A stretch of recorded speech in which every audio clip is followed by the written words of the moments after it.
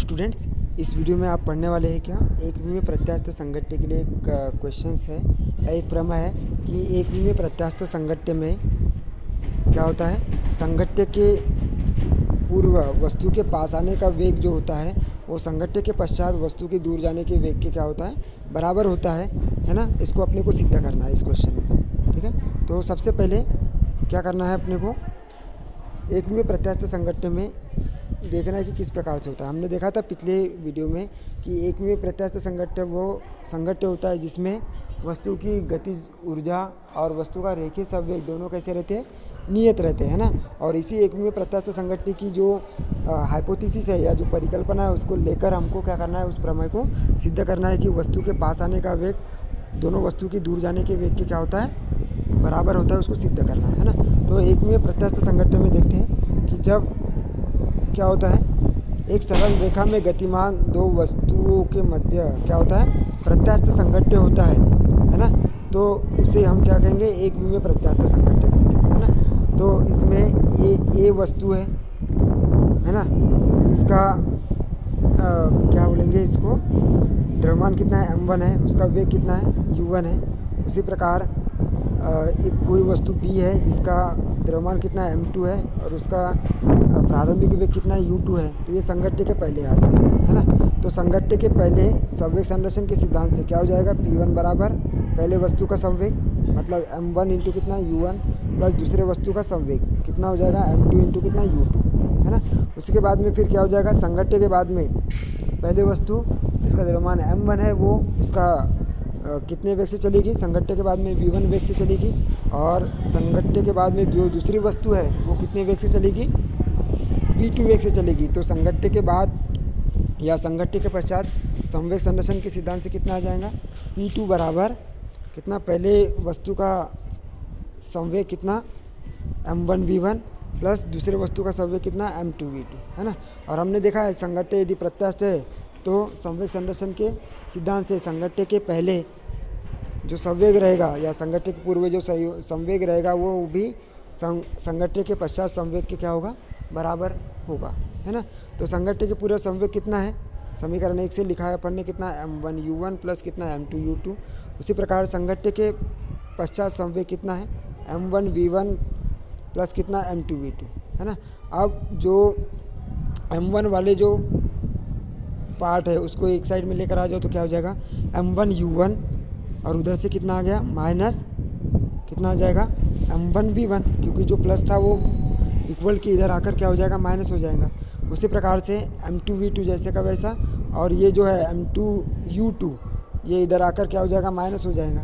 तो कितना हो जाएगा m2 माइनस कितना m2 u2। अब यहाँ से m1 कॉमन निकालोगे तो क्या हो जाएगा, u1 माइनस कितना v1, और यहाँ से m2 कॉमन निकालोगे तो कितना हो जाएगा, m2 कितना कॉमन, m2 कॉमन निकाले तो क्या बचेगा, कितना v2 माइनस कितना u2। तो ये समीकरण नंबर कितना आ गया, 3 आ गया।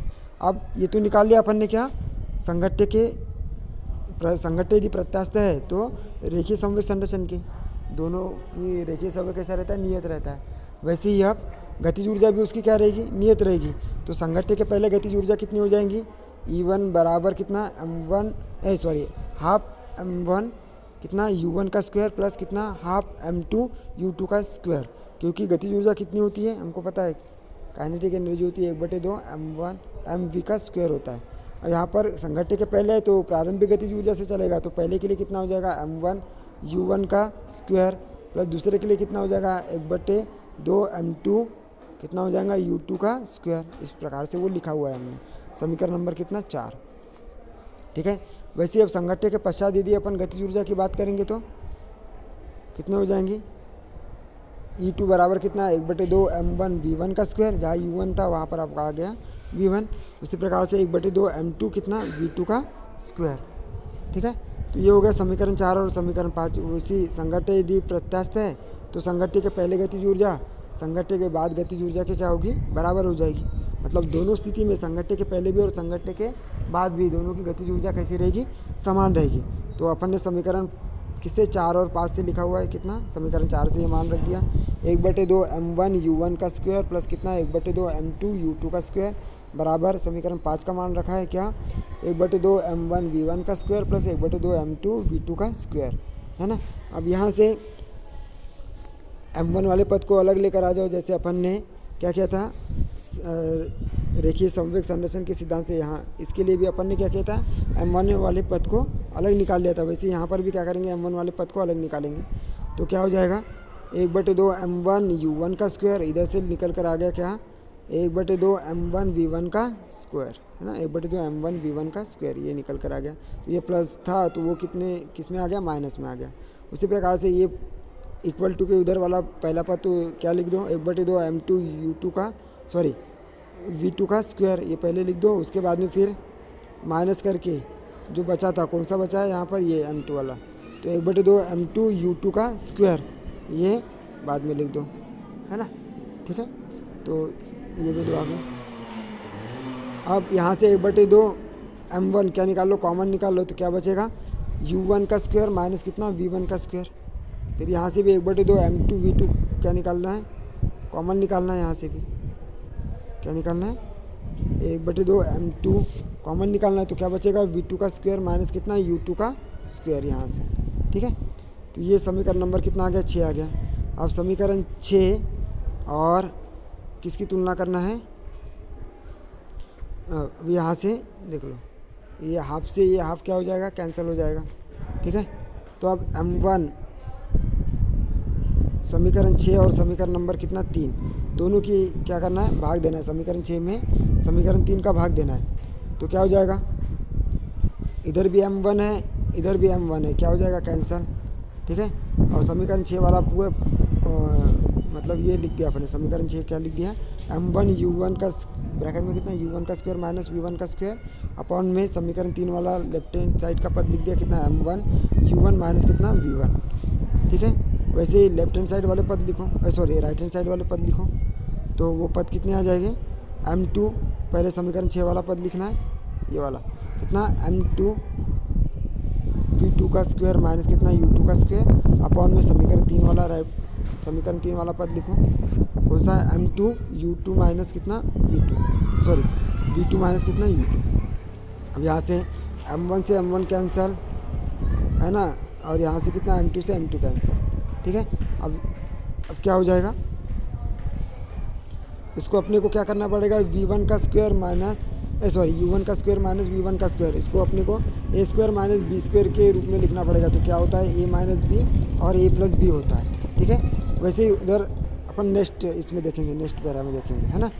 वहाँ यहाँ पर भी वैसे ही करना पड़ेगा, a square minus B square उसका सूत्र लिखना पड़ेगा। ठीक है, तो ये देखो अपन ने क्या लिखा है, u स्क्वायर माइनस u1 का स्क्वायर माइनस कितना v1 के स्क्वायर को अपन ने क्या लिखा है, u1 माइनस v1 और क्या u1 माइनस कितना u1 प्लस कितना v1, है ना। ये a square minus B square के सूत्र से आया, क्या है, a square minus B square equal to कितना, a माइनस बी इंटू कितना a प्लस बी। ठीक है, क्लियर। वैसे यहाँ पर भी वैसे उसी सूत्र से आए, कितना u2 माइनस v2 माइनस कितना u2 और कितना v2 प्लस कितना u2। ठीक है, अब यहाँ से u1 माइनस v1 से u1 माइनस v1 क्या हो जाएगा, कैंसिल।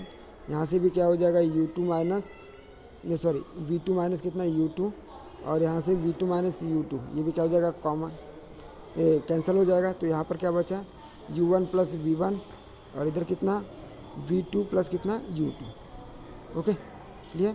अब यहाँ से u1 वाले u1 के ये माइनस में u2 लेकर आ जाओ, है ना, इधर लेकर आ जाओ, तो क्या हो जाएगा, u1 माइनस कितना u2 और इधर कितना हो जाएगा v2 माइनस कितना v1, है ना। अब देखो ये क्या है, ये संघट्य के पूर्व वस्तु के पास आने का वेग है ना। मतलब देखो यहाँ पर यदि संघट्य के पूर्व की बात करेंगे तो संघट्य कब होगा, जब ये दूसरी वस्तु का वेग कम होगा और पहले वस्तु का वेग क्या होगा, अधिक होगा, है ना। मतलब पहले वस्तु का वेग अधिक है और ये दूसरे वस्तु का वेग क्या है, कम है, तभी ये संघट्य के पूर्व वस्तु के पास आने का क्या है, वेग को, मतलब दोनों में अंतर, वेग में परिवर्तन को शो कर रहा है। ठीक है, तो पास आने का वेग कितना हो जाएगा, u1 माइनस कितना u2, क्योंकि u1 का मान अधिक होना चाहिए तभी तो वो पास आकर टकराएगा आपस में। अब संघट्य के पश्चात वस्तु के दूर जाने का वेग, मतलब संघट्य के पश्चात जब ये दोनों वस्तु आपस में टकराएगी तो ये अपनी पहली वस्तु जो है वो दूसरी वस्तु को अपनी गतिज ऊर्जा क्या कर देगी, प्रदान कर देगी। तो जो दूसरी वस्तु है वो अधिकतम गतिज ऊर्जा से जाएगा, मतलब उसकी गतिज ऊर्जा U2 का मान क्या हो जाएगा, सॉरी V2 का मान कितना हो जाएगा, अधिक हो जाएगा। और पहली वस्तु का मान क्या हो जाएगा, जब वो टकराएगी तो कम हो जाएगा।